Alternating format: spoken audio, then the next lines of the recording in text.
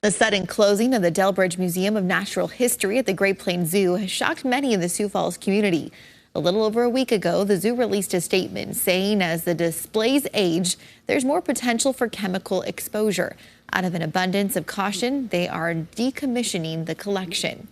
Now a local advocacy group is working to save the historic Brockhouse collection, which was on display for 40 years. KELOLAND's Renee Ortiz talked with the organizer of the group and a city council member about what comes next for the collection.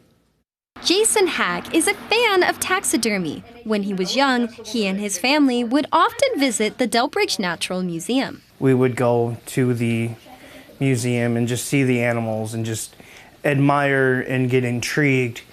A lot of that stuck with me from being a child, and it actually pretty much kind of led into what I'm doing now. When he learned the display was closed, he decided to create an advocacy group to fight to keep the collection. We're not in this for anything. We're not looking to gain anything out of this. There's no personal gains, no monetary. We don't want any of the items. That collection needs to stay together as a whole.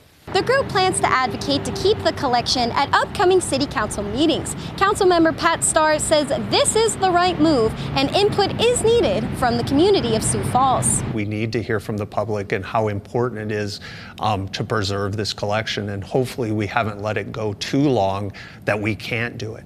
We need to know what it would take to restore the collection. What would it take to put it back in shape? Starr says nothing is set in stone and there are still discussions to be had. This one is going to be a significant community discussion that needs to happen as part of this. And just something simple of allowing it to be called surplus property and taken to the dump, I won't stand for. Renee Ortiz, KELOLAND News. The next city council meeting is September 5th at 6 p.m. Our KELOLAND digital team has been following this story since the announcement was made. Just go to this story on KELOLAND.com for a link to their reports.